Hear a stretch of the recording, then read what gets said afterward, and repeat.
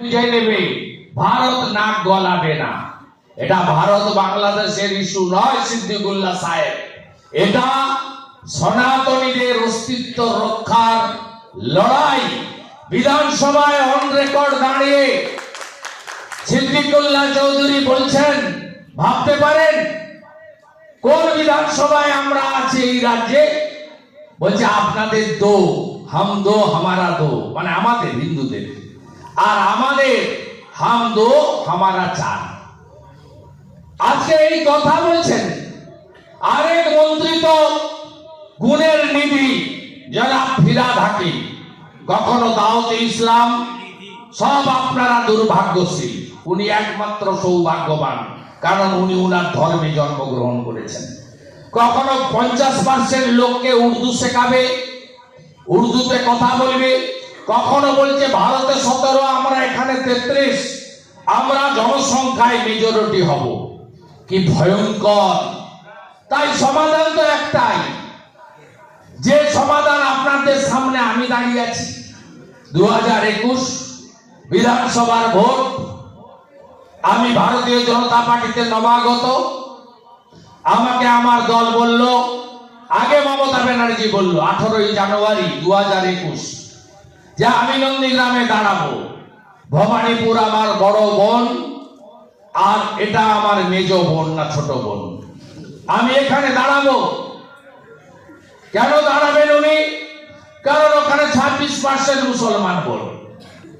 উনি জানেন যে আমি 26% দিয়ে শুরু করব, বাকি হিন্দু আছে, একটু ভাতা দেব, একটু পুলিশ লাগিয়ে দেব, একটু ওর পিছনে ওকে লাগিয়ে দেব, ব্রাহ্মণের সঙ্গে ক্ষত্রিয়, ক্ষত্রিয়র সঙ্গে বৈশ্য, বৈশ্যর সঙ্গে শূদ্র লাগিয়ে দেব। হ্যাঁ, ভারত সেবাশ্রম সমর্থন করবে না, ঠিক আছে, ইস্কনে চলে যাব, আরতি করে সমর্থন আদায় করে নেব। রাধারমন বাবু আছেন, আচ্ছা ইস্কন করবে না, তাহলে রামকৃষ্ণ মঠ মিশনে চলে যাব, বলবে একটু আমাকে আশীর্বাদ করে দিন। মঠ মিশন সবাইকেই আশীর্বাদ করেন, আমাদেরও করেন, ওনাদেরও করেন। আরো কোথাও কোথাও চলে যাব, কারণ আমরা সনাতনীরা বিভক্ত। কেউ আর্য সমাজ, কেউ ঠাকুর অনুকূল চন্দ্র, কেউ বালক ব্রহ্মচারী, কেউ বাবা লোকনাথ ব্রহ্মচারী, কত ভাগে আমরা বিভক্ত। তাই আমার তো 26 আছে, সঙ্গে একটু ভাতা 500, 700, 1000, আর একটু এইসব ভাগাভাগির সুযোগ নেব, তাহলে আমার 45 হয়ে যাবে। তাহলে বিজেপি বা বিরোধী বা শুভেন্দুকে আটকে দেবো। এই তালে উনি গেছিলেন ওখানে। আমি নামলাম মাঠে, আমি মুসলমানদের ভোট চাইলাম না, 63টা মুসলমান বুথে গেলাম না। আমি বাবু আপনারা থাকুন, আপনারা কি করবেন আমি জানি। আমি বাকি হিন্দুর কাছে এলাম, বললাম ভাই হিন্দুদের বাঁচাতে হবে, আপনারা আমাকে ভোট দিন। আমি বেশি জনকে এক করতে পারিনি, 100 জন হিন্দুর মধ্যে 64 জন হিন্দু নন্দীগ্রামে এক হলো। মমতা ব্যানার্জি 1956 ভোটে হারলেন। তারপরে অভিজিৎ গাঙ্গুলি দাঁড়ালেন, আরো হিন্দুরা ঐক্যবদ্ধ হলো, ওদের স্বরূপ চিনল। 100-র মধ্যে 72 জন নন্দীগ্রামের হিন্দু এক হলেন। তারা ভোট দিলেন অভিজিৎ গাঙ্গুলি মানে নরেন্দ্র মোদীকে। অভিজিৎ গাঙ্গুলি আরো ভোট বাড়িয়ে 8200 ভোটে নন্দীগ্রাম থেকে লিড দিলেন। সমাধান পরিষ্কার, সমাধান একটাই, 70% হিন্দু এক হবেন, একটা হিন্দুবাদী রাষ্ট্রবাদী ডবল ইঞ্জিন সরকার তৈরি করবেন। উত্তর প্রদেশের মতো সেই সরকার থেকে হাতে দেবেন, যে সরকার ভারতীয়দের সুরক্ষা দেবে আর অভারতীয়দের চুলের মুঠি ধরে দাঁড়ানোর ব্যবস্থা করবে। যে সরকার ধর্মীয় কারণে উৎপীড়িত হওয়া বাংলাদেশের হিন্দুদের, বুদ্ধিস্টদের শরণার্থী হিসাবে মর্যাদা দেবে, বাড়ি করে দেবে, জলের ব্যবস্থা করবে, কাজের ব্যবস্থা করবে, 3 বেলা খাওয়ার ব্যবস্থা করবে, চিকিৎসা করবে, আর ওই কালকে শিয়ালদা স্টেশনে যারা ধরা পড়েছে মায়ানমার হয়ে বাংলাদেশ হয়ে এই বাংলা হয়ে যারা দিল্লি যাচ্ছিল, এই অনুপ্রবেশকারী রোহিঙ্গা মুসলমানদেরকে পেরিয়ে এই রাজ্যের বাইরে বের করতে হবে। এটাই হচ্ছে একমাত্র সমাধান। ক্ষমতা তো আপনার হাতে, ক্ষমতা তো আপনার হাতে। আপনি এক হয়ে এমন একটা সরকার তৈরি করুন যে সরকার আসামের মতো পশ্চিমবঙ্গেও রাজ্য স্তরে এনআরসি চালু করবে। নাগরিক পুঞ্জি, ভারতীয়রা থাকবে, অভারতীয়দের ডিটেনশন ক্যাম্পে নিয়ে যেতে হবে না, চিহ্নিত করে ডি করবেন। আসামে 16 লক্ষ করেছে। ডি মানে ডাউটফুল, ভোটাধিকার কেড়ে নেওয়া, রেশন থেকে বঞ্চিত করা, সরকারের সমস্ত সুযোগ সুবিধা শিক্ষা স্বাস্থ্য থেকে বঞ্চিত করা। আসামে ডক্টর হেমন্ত বিশ্ব শর্মা তিনি মোদিজির মার্গদর্শনে করে দেখিয়েছেন 16 লক্ষ ডি ডাউটফুল। কোথাও ডিটেনশন ক্যাম্পে নিয়ে যেতে হবে না, এতে সোজা হয়ে যাবে। আপনার হাতে সব। আপনি যদি এই সরকারকে রাখেন, শুনে রাখুন, এবারে তো 5টা দুর্গা ঠাকুর ভেঙেছে শ্যামপুরে, এবারে তো রাজাবাজারে কালী ঠাকুর ভেঙেছে, কাছে, বেশি দূরে না। বারাসাত থেকে কত হবে? সিটির মোড় শ্যামবাজার পেরোলেই রাজাবাজার, 15 কিলোমিটার হবে। এখানে তো বজবজের নোদাখালীতে লক্ষ্মী ঠাকুর ভেঙেছে। 42 বছর পরে মহাকুম্ভ হচ্ছে। শেষ কুম্ভ যখন প্রয়াগরাজে হয়েছিল তখন তার নাম ছিল এলাহাবাদ, আর কুম্ভের দায়িত্বে ছিলেন আজম খান। সেই উত্তর প্রদেশে আজকে শান্তি বিরাজ করছে। সেই উত্তর প্রদেশে আজকে সহিষ্ণুতা বিরাজ করছে। সেই উত্তর প্রদেশে আজকে সর্বধর্ম তার পালন করার সুযোগ সবাই পাচ্ছে। অর্থাৎ সুশাসন কাকে বলি, সুরক্ষা কাকে বলি, যোগী আদিত্যনাথ দিদিকে আজকে দেখিয়ে দিয়েছেন চোখে আঙুল দিয়ে। আমাদের ভারতবর্ষ পৃথিবীর সবচেয়ে বড় বৃহৎ গণতান্ত্রিক দেশ। আমাদের এই দেশে ব্যুরোক্রেসি, পুলিশ, যারা যা আছে থাকুক না কেন, পুরো ব্যবস্থাটাই পলিটিক্যাল সিস্টেম।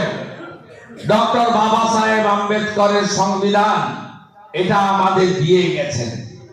তাই এখানে সরকার যদি পক্ষ নেয়, সরকার যদি ভোট ব্যাংকের রাজনীতি করে, সরকার যদি রোহিঙ্গা মুসলমানকে আধার কার্ড, এপিক কার্ড বানিয়ে দেয়, সরকার যদি বিএসএফ কে 600 কিলোমিটার জমি না দেয় কাঁটাতার দেওয়ার জন্য, তাহলে আপনি যাবেন কোথায়? যাবেন কোথায়? সরকার যদি তাদের বড় বড় ক্যাবিনেট মন্ত্রীদেরকে বসিয়ে রাখে যারা সরাসরি সাম্প্রদায়িক কথাবার্তা বলেন। একজন মুর্শিদাবাদের শাসক দলের এমএলএ তো বলেই দিলেন, এখানে তো তোরা 30, আমরা 70 কাটবো আর ভাগীরথীর জলে ভাসাবো। ব্যবস্থা হয়নি তার বিরুদ্ধে, সরকার ব্যবস্থা নেয়নি। অথচ ভারতবর্ষ যারা শাসন করছে ভারতীয় জনতা পার্টি, যে ভারতীয় জনতা পার্টির আত্মা হলো সংঘ, যে ভারতীয় জনতা পার্টি ডক্টর শ্যামাপ্রসাদ মুখার্জি, দীনদয়াল উপাধ্যায়ের আদর্শে জনসংঘ থেকে বিজেপি, যার ইতিহাস পড়লে এই পার্টি ভারতীয় সংস্কৃতি এবং সনাতন সংস্কৃতিকে বাঁচিয়ে রাখতে চায়। যে পার্টি ক্ষমতায় ছিল বলে, নরেন্দ্র মোদী প্রধানমন্ত্রী ছিলেন বলে সুপ্রিম কোর্টের রায়কে মান্যতা দিয়ে শান্তিপূর্ণ উপায়ে 500 বছরের হিন্দু স্বপ্ন পূরণ করে অযোধ্যায় রাম মন্দির তৈরি হয়েছে। শিক্ষা দেয়নি অপর ধর্ম সম্পর্কে খারাপ কথা বলা। এরা মা কালীকে অপমান করলে মহুয়া মৈত্রকে শাস্তি দেয় না। আবার 30% মুর্শিদাবাদের হিন্দুকে কেটে ভাগীরথীতে ভাসাবে বললে এরা তাদের ভরতপুরের এমএলএ কে শাস্তি দেয় না। আর বিজেপি তেলেঙ্গানার এমএলএ রাজা সিংকে, নুপুর শর্মাকে তৎক্ষণাৎ সাসপেন্ড করে বলে যে উনার এই বক্তব্যের সঙ্গে আমরা একমত নই। এইখানে ডিফারেন্স, গণতান্ত্রিক ব্যবস্থাপনা এই ডিফারেন্স। আরেক এমএলএ, তারও নাম ভরতপুরের এমএলএ এর মতো, তিনি এই মহারাজকে বলছেন, যিনি গৃহস্থ জীবন বিসর্জন দিয়ে সন্ন্যাসী কি পদ্ধতিতে হয় সবাই আপনারা জানেন, তার পরিবারকে ছেড়ে, কারো কারো তো প্রথা আছে পরিবারের মানে শ্রাদ্ধ শান্তি পিণ্ড দান করে তাকে সন্ন্যাস ধর্ম নিতে হয়। আজকে সেই সন্ন্যাসী, যিনি সন্ন্যাসী জীবন পালন করেন, তার গেরুয়া বসন, মণ্ডিত মস্তক, তিনি সম্পূর্ণ শাকাহারী, তার সমস্ত জিনিসই আমাদের সনাতনী নিয়ম নীতি এবং পূজ্যপাদ স্বামী প্রণবানন্দ, যিনি হিন্দু ধর্মকে রক্ষা করার জন্য ভারত সেবাশ্রম তৈরি করেছিলেন, তার আদর্শে তাদের যে ভারত সেবাশ্রম সংঘের 4টি খণ্ড রয়েছে তাকে নিপুণভাবে 100% পালন করে যিনি সন্ন্যাস ধর্ম পালন করছেন তাকে সন্ত্রাসবাদী আখ্যা দিচ্ছেন। একজন শিক্ষিত আইপিএস পাস করে আজকে এই রাজ্যের প্রাক্তন মন্ত্রী, বর্তমান এমএলএ, তিনি প্রকাশ্যে বলছেন সরকার তার বিরুদ্ধে, সরকারি দল তার বিরুদ্ধে ব্যবস্থা নেন। সরাসরি খাগড়াগড় বিস্ফোরণ কাণ্ডে মন্ত্রী সিদ্দিকুল্লাহ চৌধুরী সমর্থন করেন যারা জঙ্গি তাদেরকে। সিদ্দিকুল্লাহ চৌধুরীরা বলেন বাংলাদেশে যা ঘটছে ওটা ওদের দেশের আভ্যন্তরীণ বিষয়। মন্দির, 200 দোকান, এখনো জেলে বহু হিন্দু ছেলে। তাই আপনাদের হাতেই সমাধান। আমি আপনাদের রাজনীতির মঞ্চ না হয়েও সমাধানের রাস্তা আমি আমার নিজেকে দিয়ে আপনাদেরকে আমি যোগ বিয়োগ অঙ্ক করে বুঝিয়ে দিয়ে গেলাম। জাগন, ঐক্যবদ্ধ হন। সামাজিক কল্যাণ, কর্মসংস্থান, শিল্পায়ন এ তো গতির সাথে সাথে হবে, অন্য রাজ্য হচ্ছে আরো বেশি করে হবে। কিন্তু বাড়িগুলো বানাচ্ছেন এই মায়ানমার থেকে আসা গোপ চাচা, এই লোকগুলোর জন্য তো এরা এই বাড়ি দখল করবে। কবে জানবেন আপনি? ডক্টর শ্যামাপ্রসাদ মুখার্জি না থাকলে আপনি থাকতে পারতেন ভারতে, আপনাকে যশোর বা কোথাও এই পাশে যেগুলো আছে রাজশাহী এর সঙ্গেই থাকতে হতো। ডক্টর শ্যামাপ্রসাদ মুখার্জি দিয়ে গেছিল বাঙালি হিন্দু। কখনো হিসাবটা দেখেছেন? 47-এ কত ছিল বাংলা হিন্দু? পশ্চিমবঙ্গে ওপারের কথা ছাড়ুন, ও তো শেষ হয়ে গেছে, 60%-এ নেমে গেছে। 33 থেকে ভারত ভাগের সময় 71-এ 22, এখন 7.5। আপনার কথা বলুন, এখানে বাঙালি হিন্দু ছিল 85%। আজকে কত? লাস্ট সেন্সাস হয়েছে 2011-তে, তাতে 27%-এর বেশি ওরা। আর ববি হাকিম বলছে ওরা নাকি 33%, হিন্দু মিশন বলছে আমরা 70%। যাই হোক, ববি হাকিমের কথায় 67 আর হিন্দু মিশনের কথায় 70। ববি হাকিমের কথা ধরলে আমরা 17% কমে গেছি, আর হিন্দু মিশনের কথা বললে আমরা 15% কমে গেছি।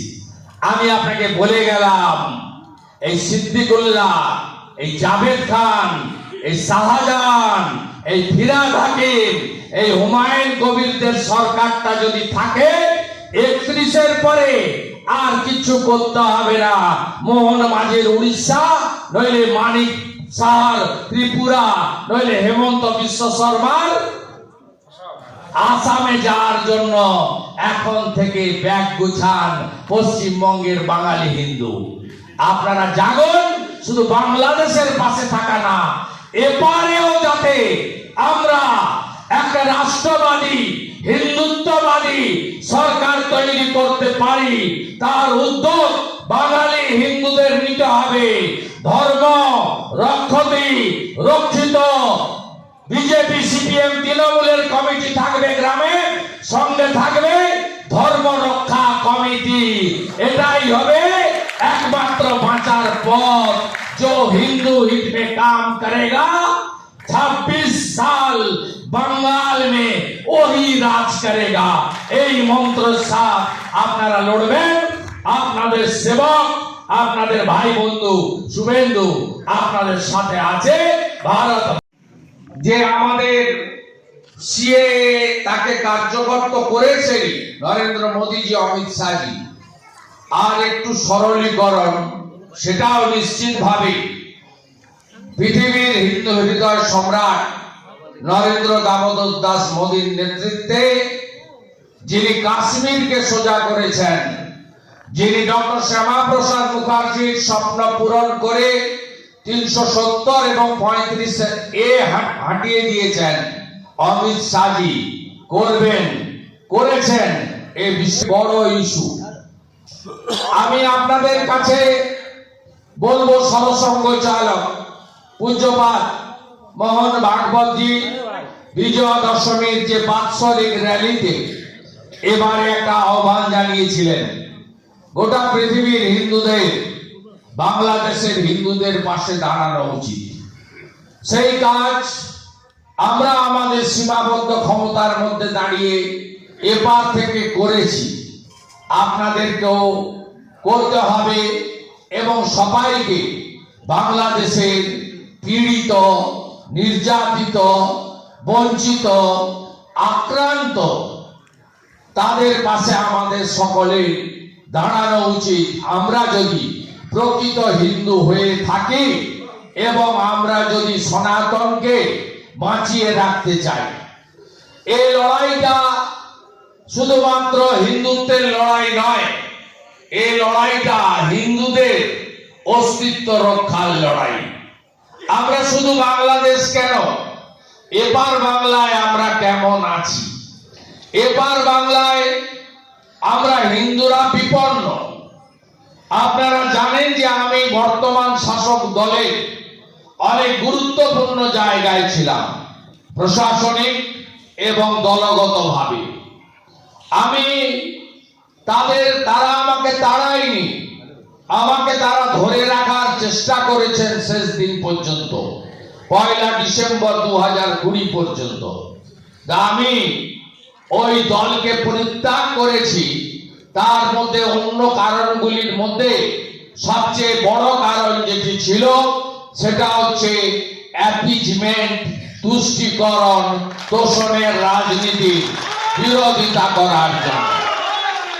তাই আমরা এপার বাংলার হিন্দুরাও কেউ ভালো নেই, ভালো থাকতে পারি না। তার কারণ রক্ষক যদি ভক্ষক হয় কখনো আমরা টিকে থাকতে পারবো না। আমি এপার বাংলার হিন্দুদের অবস্থা আপনারা অনেক সভা সমিতি, মিডিয়া, সোশ্যাল মিডিয়া নানাভাবে শুনেছেন, জেনেছেন। 2024-এ দুর্গাপুজো থেকে শুরু করে কার্তিক পুজো এমন কোন সনাতনী ধর্মীয় আচার অনুষ্ঠান নেই যেখানে আমরা আক্রান্ত হইনি। শুধু তাই নয়, প্রত্যেক দিন সকালবেলা, শীতের সকালে আপনি গোটা পশ্চিম বাংলায় জাগ্রত, প্রতিষ্ঠিত শতাব্দী প্রাচীন মন্দিরগুলো থেকে, সমস্ত বিগ্রহ থেকে শুরু করে মন্দিরের থেকে চুরি, এটা একটা নিত্য নৈমিত্তিক ঘটনায় পরিণত হয়েছে পশ্চিমবঙ্গে। শুধু বেলডাঙ্গাতে কার্তিক পুজোকে কেন্দ্র করে একাধিক মন্দির ভাঙা হয়েছে। হ্যাঁ, বাংলাদেশে 600 মন্দির ভেঙেছে, এবারেও অনেক মন্দির ভেঙেছে গত 3-4 মাসে, যার অসংখ্য আপনারা উদাহরণ আমরা দিতে পারি। সমাধান কি? আমার নাম যিনি শেষে বলছিলেন সঞ্চালক, উপায় কি জানতে চাইছিলেন। আমি বলি উপায় তো সামনে। এই উত্তরপ্রদেশ, তার অতীত ইতিহাস কি? উত্তরপ্রদেশে মুলায়ম সিং যাদব যখন মুখ্যমন্ত্রী, অখিলেশ যাদব যখন মুখ্যমন্ত্রী, 5 বছরে 375টা 12 থেকে 17 সাম্প্রদায়িক দাঙ্গা হয়েছে। সাম্প্রদায়িক দাঙ্গায় নিরীহ মানুষরা মারা গেছেন। 30 জুন পশ্চিমবঙ্গ দিবস আমরা পালন করেছিলাম সরকারকে চ্যালেঞ্জ করে। এক্ষেত্রেও ডক্টর মোহিত রায় আমাকে উদ্বুদ্ধ করেছে, তথ্য দিয়ে সমৃদ্ধ করেছে, এবং গত 1 মাসে আমরা একাধিক বাংলাদেশ ইস্যুতে কর্মসূচি করেছি, যেখানে ডক্টর মোহিত রায় আমার সাথে ছিলেন। তাকে আমি কৃতজ্ঞতা জ্ঞাপন করি। মাননীয় সুজিত সিকদার, মাননীয় চন্দন রায়, মাননীয় প্রদীপ চ্যাটার্জি, মাননীয় ডক্টর দুলাল কৃষ্ণ দাস সহ সম্মানিত মঞ্চ এবং আয়োজক বৃন্দ, শঙ্কর চ্যাটার্জি সহ আমার সতীর্থবৃন্দ, আপনারা সবাই জানেন যে আজকে হিন্দু মিশনের যে এই কার্যক্রম, তার দুটো পার্ট আছে। একটা হচ্ছে বাংলাদেশে অনেক দিন ধরেই অত্যাচার হয়েছে, আগের সরকারগুলোর সময়ও হয়েছে। তখন ক্ষত হতো, যে যে সরকারে থাকতেন, সে হাসিনা ওয়াজেদ হোক, খালেদা জিয়াই হোক বা আর কেউ হোক, তারা গিয়ে ক্ষততে মলম লাগাতেন। আর এখন তো ক্ষত হওয়ার কোনো সুযোগ নেই। ধর্ম ছাড়ো, নয় বাংলাদেশ ছাড়ো, নয় কোতল হও, এর মাঝখানে বাংলাদেশে আর কিছু নেই 5ই আগস্টের পর থেকে। তাই বাংলাদেশে যে কটা হিন্দু রয়ে গেছে, মাত্র 7%, তাদেরকে বাঁচানোর জন্য একটা বড় স্বাক্ষর সংগ্রহ অভিযান আজকে শঙ্কর বাবুরা শুরু করলেন। 1 কোটির বেশি তাদের লক্ষ্য। 11 নম্বর সিগনেচার আমি করলাম, এটা আমার পরম প্রাপ্তি। এবং আমি তাদের পরামর্শ দিয়েছি, গোটা পশ্চিমবঙ্গে এবং ভারতবর্ষে যেখানে যেখানে হিন্দুরা থাকেন, সম্ভব হবে, বিশেষ করে পশ্চিমবঙ্গে খুবই প্রয়োজন, রেল স্টেশন, বাস স্ট্যান্ড, মহাবিদ্যালয়, বিশ্ববিদ্যালয়, তার বাইরে আপনাদের স্বাক্ষর সংগ্রহ ক্যাম্প করতে হবে। হিন্দু মিশনের ব্যাপ্তি বাড়াতে হবে। সাথী রাষ্ট্রবাদী হিন্দু সংগঠনগুলি সাহায্য নিতে হবে। আজকের এই সিম্পোজিয়াম বা আলোচনা চক্র, তাতে নির্দিষ্ট কিছু দাবির সমর্থনে আপনারা সমবেত হয়েছেন হিন্দু মিশনের নেতৃত্বে। সেই দাবিগুলোকে আমি সম্পূর্ণরূপে সমর্থন করছি। তার মধ্যে প্রথম দাবি হচ্ছে ভারতবর্ষকে হিন্দু রাষ্ট্র হিসেবে ঘোষণা করা। আমি এমএলএ হিসেবে বা একটা রাজনৈতিক দলের সক্রিয় সদস্য হিসেবে নয়, আমি একজন হিন্দু হিসেবে ব্যক্তিগতভাবে এই দাবিকে পূর্ণ সমর্থন জানাচ্ছি এবং এর কোনো বিকল্প নেই, এটাও আমি এখানে আপনাদের কাছে বলছি। দাবিগুলির মধ্যে দুটি একটি দাবি রয়েছে। জয় শ্রীরাম। রাষ্ট্রবাদী দেশপ্রেমিক সনাতনী ভদ্রমণ্ডলী, প্রবীণ নাগরিকগণকে প্রণাম, মাতৃমণ্ডলীকে বন্দনা, সতীর্থ অনুযোগের শুভেচ্ছা, অভিনন্দন, ভালোবাসা জানাই। আমরা সবাই সমবেত হয়েছি সম্রাট, ভারত রত্ন